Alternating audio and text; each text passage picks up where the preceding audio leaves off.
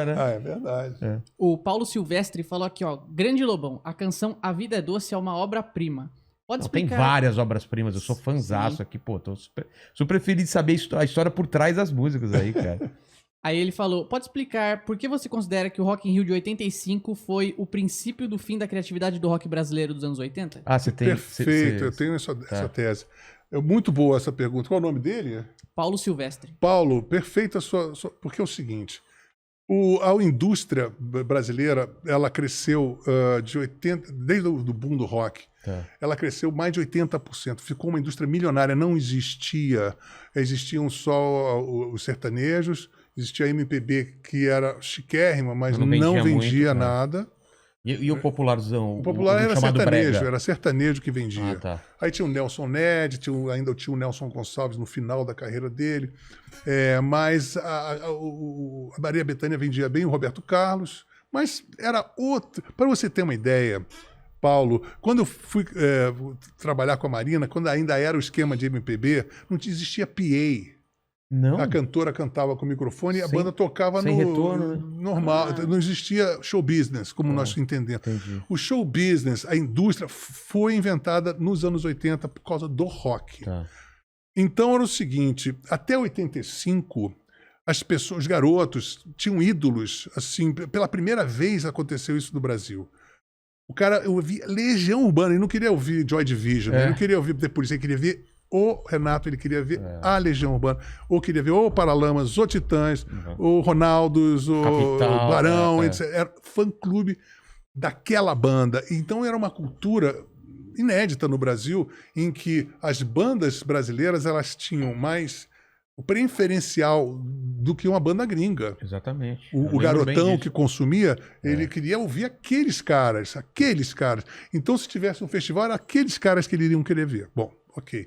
Isso era 85, no auge. E aí, ali foi que nasceu a Bis. E ali nasceu a Bis, a editora Abril, e foi justamente começou a derrocada porque começou a ter um culto de que o gringo era melhor. Total. Né? E a submissão dos contratos do Rock in Rio, você vê, todas as bandas tocaram de manhã. Pô, você vai para festival gringo, ou você vai no Coachella, ou no Lollapalooza, nesses festivais onde é que é normal, tem vilarejos, as pessoas, os artistas se encontram, fazem jam session, todo mundo se conhece. E no 85, era vedado, o Queen aparecia com guarda-costas, e aí os brasileiros ficavam lá encolhidos no canto. Houve uma sensalização. Não era nem os mesmos equipamentos que usavam. Aí né? o que acontecia? Como foi a primeira exibição grande da música brasileira em contraproposta com a música gringa, e os caras do show business gringo, aí assim, tinha um contrato, que eu vi isso no Rock in Rio depois, quando eu levei as latas, que tinha assim, você só pode 10% do palco, 10% da luz, 10% da potência do som, 10% da visibilidade na imprensa, tudo isso era monitorado. E você só podia tocar...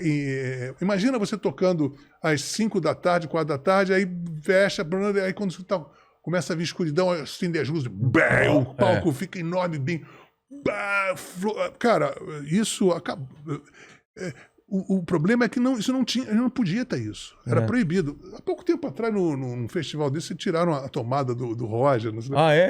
Porque é assim. Cara. Então, a partir de um determinado momento, eu falei assim, não faço mais show internacional, porque aquilo ali é um matadouro. Você vai lá, você só vai contrapropor aquilo com você vai ser apenas uma radiografia de contraste horrorosa pro próximo show do gringo que vai massacrar você. Só para o dele ficar parecer melhor do que era. E a partir então, aí voltando para fechar essa pergunta. 10% só do palco? Era isso mesmo? Chama Bill Status.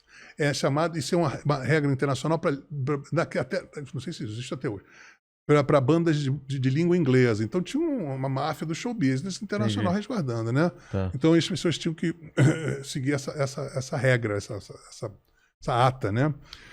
Então o que aconteceu? A partir de 1985 começou a ter uma imprensa que foi parida do Rock in Rio.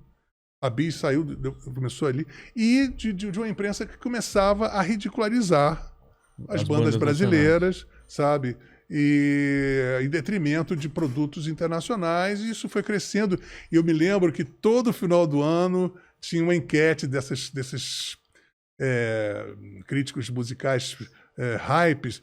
Será que esse é o último verão do rock brasileiro? Caramba, agorando.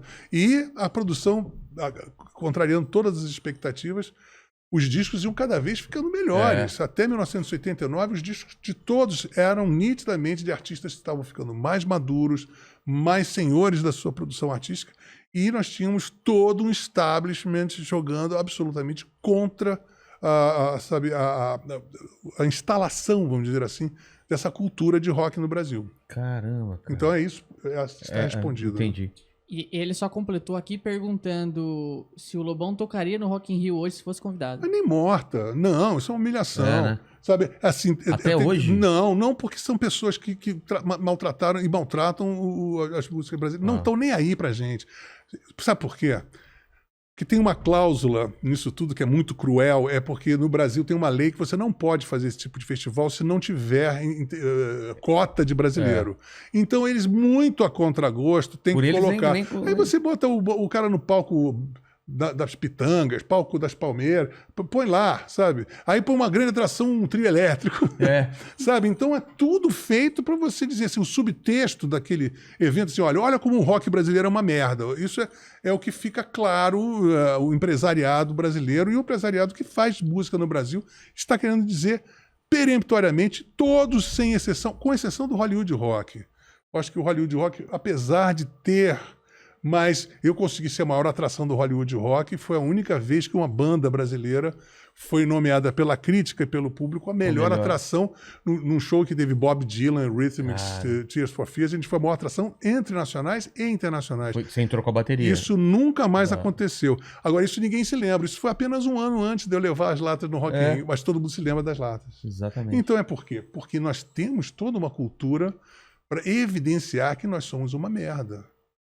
Então, e isso é muito grave. Isso não para mim, porque eu sobrevivo, eu sou um cara muito escaldado nisso. Mas isso não permite que floresça nem um contato mais artístico mesmo. Você poder fazer um show com uma banda gringa e depois fazer um disco com os caras, ou fazer uma jam set. Isso não pode ocorrer porque virou um apartheid. Caramba. Mas isso também, eu na época culpei muito a postura dos artistas. Eu chegava e dizia, não vou tocar às 2h. Aí vinha uma outra banda, assinava e ia tocar. Exatamente.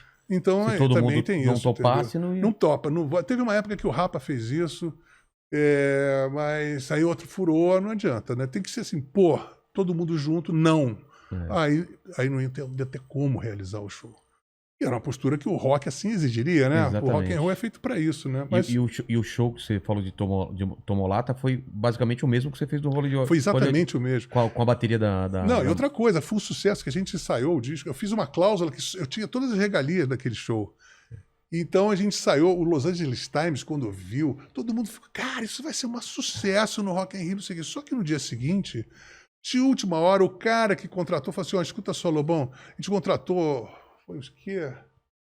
A banda de um cara que toca, que anda de moto, não sei se é Scorpio, uma banda de metal. Primeiro que o Guns N' Roses exige até 1h da tarde. Aí entrou essa banda que vai comer 1h30. Aí vai comer o seu palco. Meu palco tinha 40 metros. Aí botaram um palco para ele entrar de moto. Aí o que aconteceu? Aí ficou... você ficou um pedacinho parecia só na um pelotão frente. de fuzilamento. Não tinha, porque eu estava ali para provocar os metaleiros, mas eu tinha um fundo que eu poderia me proteger. O palco era enorme. Quando eu cheguei para tocar, os caras colocaram um palco dentro do palco e eu tinha uma boca de cena de 2 metros. Eu fiquei puto, né? E a MTV toda filmando. Sumiram esses tapes da MTV. Nunca. Aí o cara tira da gaveta, o empresário, e fala assim, Bill Status. Não adianta nada do que você me assinou, porque esse Bill Status é internacional. Então, eles têm prioridade total. É uma regra maior do que aqui você... E ainda falou assim, tem uma coisa, você tem uma fama aí de drogado, se você disser que não, pra gente é melhor que o Guns N' Roses entra 1h. E outra coisa, você vai ficar com fama de que ficou cheirando aí, de repente não conseguiu ter condições de... Falou isso, cara? Falou na minha cara com o cara filmando. Caralho, a pessoa da MTV filmando, cara. E eu tentei, é claro, recapturar esses vídeos, jamais, nunca consegui. Entendeu? Então eu tenho isso aí, eu falo assim, cara, como é que pode, cara, sabe, neguinho, isso o brasileiro falando pra mim, E eu sentindo assim, de uma forma ou de outra, todas as bandas brasileiras, pô, se passou isso comigo, deve ter passado a mesma coisa. Ou coisa E pior, neguinho né? engolindo, sabe? Ah, vou tocar no palquinho tal. Ah, porque aí a gente vai promover. Não, cara. Pô, cara, naquela época, eu vendia mais do que aquelas bandas juntas. Eles também. O Legião, todos nós vendíamos 10 vezes mais do que aqueles caras. Estava carregando aquela indústria nas costas. Então as pessoas acham que eu sou maluco, mas isso aí, cara, é uma coisa muito grave.